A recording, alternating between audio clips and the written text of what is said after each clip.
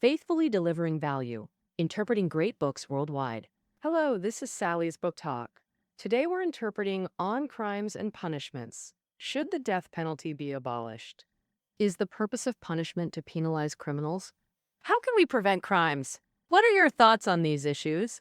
Feel free to leave your comments and discuss in the comment section. These issues remain unresolved in modern societies governed by the rule of law. But over 200 years ago, a 26-year-old Italian youth named Cesare Beccaria had already provided answers. It was the 1760s. Back then, Beccaria was just a progressive graduate in law from Italy's University of Pavia, deeply influenced by Enlightenment ideas. As a young man, he joined an intellectual club called the Fist Society, gathering nightly with jurists, mathematicians, and economists to discuss works by Enlightenment thinkers like Rousseau, Montesquieu, and Voltaire. As the Enlightenment unfolded, ideals of freedom, equality, and human rights took root.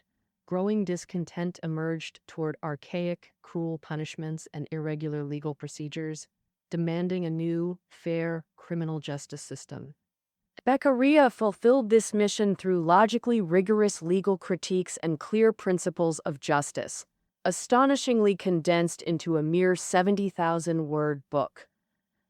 But that book is On Crimes and Punishments, our focus today, which stunned Europe in 1764.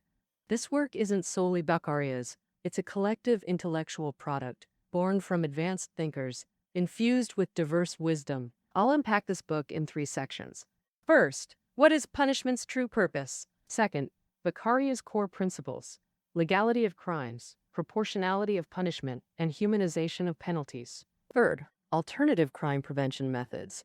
First, Part 1. What is punishment's purpose? Before exploring punishment's purpose, Beccaria clarifies its origins, what punishment fundamentally is. Long ago, without city-states, people lived isolated in absolute freedom, exhausted by tribal wars, surviving day by day. So, gradually civilized people decided to sacrifice some personal freedom to unite, form city-states, and abide by a social contract together so they could peacefully enjoy the remaining freedom.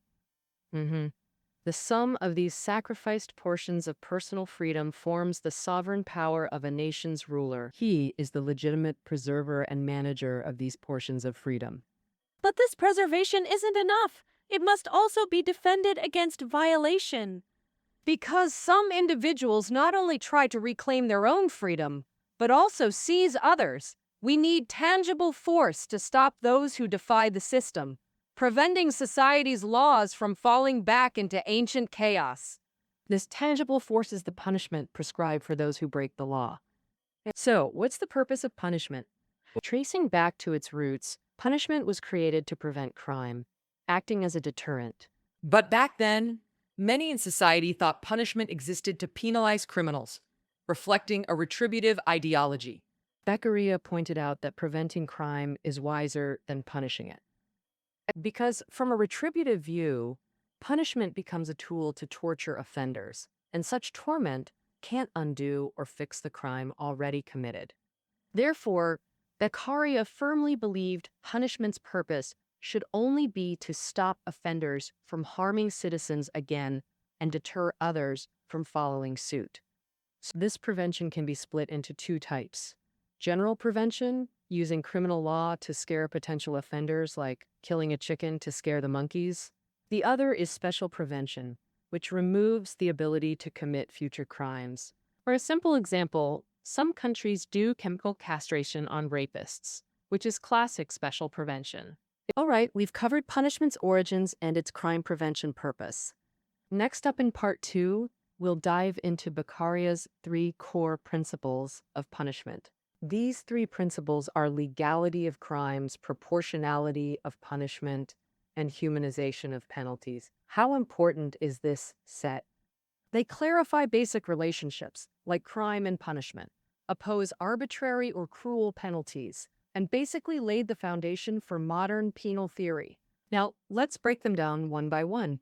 Beccaria's first principle is the legality of crimes. The principle of legality clearly states that only the law can set punishments for crimes, defines who lawmakers are, discusses if judges can interpret laws, and how to prevent power abuse.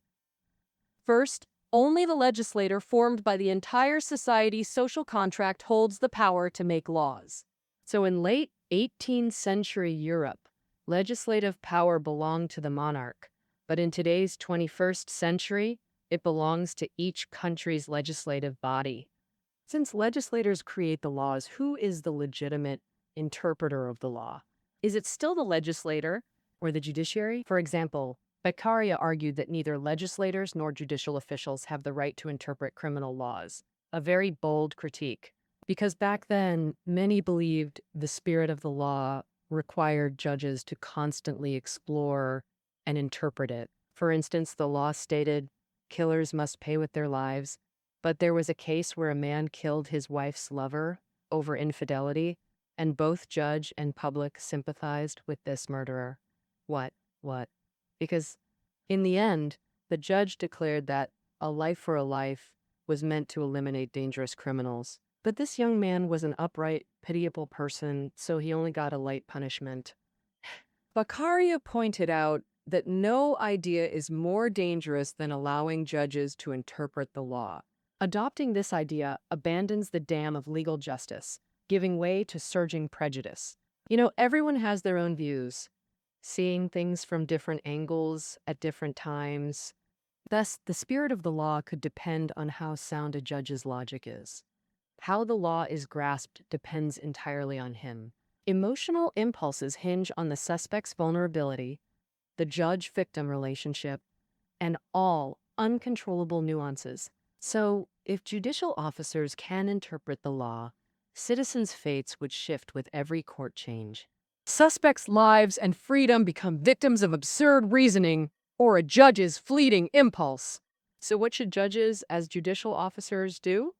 Beccaria stressed that once a legal code is written, it must be followed verbatim. Judges have no right to interpret the law, and their sole mission is to judge if citizens' actions align with written law. Therefore, judges must use full syllogistic reasoning for each criminal case. The major premise is the law, the minor premise is behavior law alignment, and the conclusion is freedom or legal punishment. Only in this way can we prevent the abuse of power. Hearing this, many might sense that Beccaria's principle of legality bears traces of Montesquieu's separation of powers. Montesquieu, a renowned 18th century French Enlightenment thinker, jurist, and key figure in classical natural law, was 49 years older than Beccaria. His separation of powers theory divides state power into three: legislative to parliament, executive to the king, and judicial to courts. The three separate, check each other, and maintain balance. Using this method to limit royal power and prevent the king's tyranny and Beccaria's crimes, ideas like separating legislative and judicial powers within the principle of legality largely extend Montesquieu's separation of powers theory. Beccaria's second principle of punishment is proportionality. How do we establish a fair and effective penal system? The proportionality principle provides a practical blueprint. Proportionality has two meanings. First, matching crimes with punishments. Light crimes get light penalties, severe crimes get heavy penalties. Punishment intensity must mirror the crime's harm. The greater the crime's damage to public interest, the stronger the force driving people to commit it. So, the means to deter crime must be proportionally stronger. For example, if major robberies get inadequate punishment or penalties similar to petty theft, it tempts more people to take risks. So, how do we achieve light penalties for minor crimes and heavy ones for serious crimes? Beccaria noted that legislators must create a ladder of deviant behaviors, with the top rung being acts that directly destroy society, like massacre, and the bottom being the slightest injustices an individual might commit as a social member. Between these extremes include all acts harming public interest, what we call crimes. These acts should be ordered along an invisible ladder from highest to lowest. Then, Establish a corresponding ladder of penalties from strongest to weakest. For wise legislators, it's enough to mark the scale's key points without disturbing the order or letting higher crimes get lower punishments. With this precise ladder of crimes and punishments, we gain a potential common scale to measure freedom and tyranny. The fairness of criminal law is thus guaranteed. Additionally, the second meaning of proportionality is crime-penalty similarity, specific punishments for specific crimes. Different crimes harm and pursue different interests, political, economic, or reputational, so punishments must consider each crime's unique nature. The interests stripped by criminal law should precisely match those pursued or harmed by the crime. For example, punishing thieves with just jail isn't enough. Fines are crucial for effective deterrence. Punishment must nullify illicit gains, with each penalty being the direct outcome for its crime type. This effectively deters similar criminal impulses in society. The proportionality principle answers how to create fair, effective punishments from a legislator's view. But this isn't enough. Judicial involvement is essential to maximize proportionality's effect. For optimal punishment, he proposed timeliness and inevitability in application. First, timeliness. The swifter punishment follows crime, the fairer and more effective it is. Shorter gaps make the crime-punishment link more prominent and lasting in people's minds. Thus, people naturally see crime as the cause and punishment as its inevitable outcome. Next is punishment's inevitability. Beccaria believed certainty, not severity, is punishment's strongest deterrent. If punishment unfailingly follows crime, it deters effectively. This certainty requires judicial officers to uphold duty impartially. But inevitability faces obstacles in practice. For instance, if victims forgive offenders, punishment certainty collapses. Similarly, monarchs hold pardon power, so Beccaria opposed clemency rights for victims, judges, or rulers. He argued mercy is a virtue for legislators, not enforcers. He should shine in the legal code, not in individual trials. If people see crimes may be pardoned or punishment isn't inevitable, it fuels illusions of impunity, undermining justice and deterrence. Beccaria's third principle is the humanization of punishment. This principle includes advocating abolishing the death penalty. Discussing humanization, Beccaria first quoted Montesquieu. Any punishment beyond absolute necessity is tyrannical. Any act where humans exercise power over others beyond absolute necessity is tyrannical. Beccaria believed harsh punishments like the death penalty are unnecessary tyranny. He gave 5 reasons for abolishing capital punishment. First, the state lacks the right to impose death, as it violates the social contract. Remember punishment's origin we discussed in Part 1? People surrendered some freedoms to unite, live communally, and face dangers. Each person wants to yield minimal freedom, just enough for mutual protection. Thus, sovereign power and law are merely sums of these small private freedoms. They represent the general will as a union of individual interests, but who would surrender power over their own life? When sacrificing minimal freedom, how could anyone include life? The supreme wealth. Thus, Beccaria saw punitive power as the crystallization of minimal freedoms. Anything extra is usurpation, not justice. Fabrication, not right. The state can't take life. Second, the death penalty fails to deter people long-term. What impacts minds more isn't punishment's intensity, but its duration. Because what moves us most lastingly isn't intense, fleeting acts, but small, repeated impressions. An execution, however terrifying, is temporary, but turning death row inmates into laborers, making them compensate society through toil, lasts. So this lifelong deprivation of freedom is prolonged and agonizing. This is truly the most potent deterrent against crime. This effective restraint constantly reminds us, if I commit such evil, I too will endure prolonged suffering. Thus, compared to death, which feels distant and unreal, this holds greater power. Moreover, the death penalty often sparks spectators' pity for the condemned, weakening punishment's deterrent effect. The execution ground serves spectators more than criminals. Its original intent was public deterrence through spectacle to instill law-abiding reverence. But humans naturally sympathize with the vulnerable.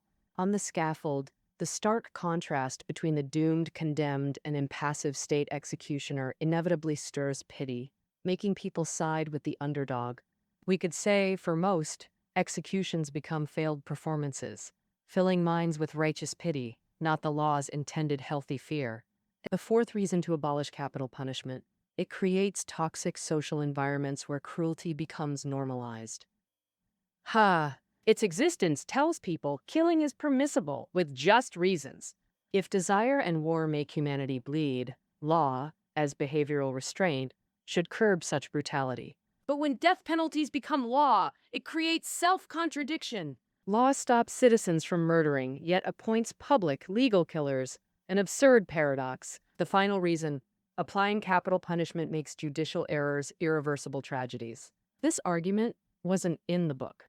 Beccaria raised it in 1792, 28 years post-publication, at a Lombardy Criminal Law Committee meeting on executions. He noted judicial errors are inevitable. Nearly every death penalty nation has executed innocents. These become irreparable disasters, though Beccaria didn't wholly deny capital punishment's necessity in rare cases. He specified two scenarios where executing a citizen might be necessary. First, when someone, even imprisoned, retains connections or power threatening national security, or whose existence risks dangerous upheaval in the government. Second, when a nation is regaining freedom, or when its freedom has vanished or fallen into anarchy, where chaos replaces law, executing certain citizens becomes necessary. Beyond advocating abolishing the death penalty, the humanization principle also condemns cruel torture systems. During investigations, torturing suspects for confessions has become legalized brutality adopted by many nations. In feudal societies, torture was believed to force confessions, resolve contradictions, expose accomplices, and even cleanse sins. But Beccaria argued, before conviction, no one is a criminal. Society can't revoke protection until breach of social contract is proven. No vigilante justice. If guilt is certain, apply legal punishment. No need for torture. If guilt is uncertain, never torture an innocent. Legally unproven guilt creates perverse outcomes. Innocents fare worse, either falsely confess or endure torture for acquittal, while criminals benefit by trading torture for lighter sentences. Rob, if an innocent withstands torture and is freed, they've suffered severe punishment without conviction. So innocents always lose. Criminals always win. Torture thus frees strong criminals and convicts weak innocents. Utterly absurd and inhumane. These three principles remain Beccaria's most influential legacy, still shaping penal systems worldwide, though he wasn't punishment-obsessed. He proposed other crime prevention methods. Our Part 3 focus. First, to prevent crime, laws must be clear and accessible. Laws should serve all people, not specific classes. Nations must focus entirely on defending these laws, allowing zero force to undermine them. Laws should inspire fear, but fear of the laws themselves, and nothing else. Because in feudal times, law enforcers abused power. People feared police and judges who twisted laws, undermining legal authority. This made criminals gamble on escaping justice, while healthy fear of law itself prevents crime. But fear of people breeds crime and is toxic. Next, preventing crime requires dispelling ignorance, letting Enlightenment ideals of freedom and equality usher in brighter times. The wider knowledge spreads, the fewer its downsides, and the greater its benefits. Foolish people worship audacious con artists, but educated minds scorn them. Knowledge helps discern truth. Another crime prevention measure: ensure law enforcement obeys laws without corruption. Larger enforcement bodies reduce law-breaking risks. Mutual supervision makes graft harder. Lastly, Beccaria proposed rewards, virtue, and education to purify society at its roots. Guide young minds toward morality to prevent straying. All right, let's summarize Beccaria's penal philosophy. To prevent punishment becoming tyranny, he argued it must be public, timely, and inevitable. Under given conditions, it should be minimal, humane, proportional to crimes, and legally defined. His ideas bear enlightenment hallmarks: rationalism and humanitarianism. His three axioms, legality, proportionality, humanization, form modern criminal law's bedrock, celebrated across generations. His anti-death penalty stance was revolutionary, launching global abolition movements. Voltaire called this book spiritually precious, like medicine curing societal ills in small doses. Such a work must eradicate lingering brutality in legal theories worldwide. Of course, this 200-year-old book has inevitable limitations. Later jurists note that Beccaria's social contract assumptions lacked theoretical backing. He compromised with ruling elites by keeping monarchs, not parliaments, as legitimate lawmakers, and overlooked civic power, not what, uh, weakening his penal philosophy's foundations. But still, its virtues far outweigh its flaws. This book remains one of legal history's most seminal classics. All right, that wraps up our interpretation of On Crimes and Punishments. Reading notes are below the audio. See you next time.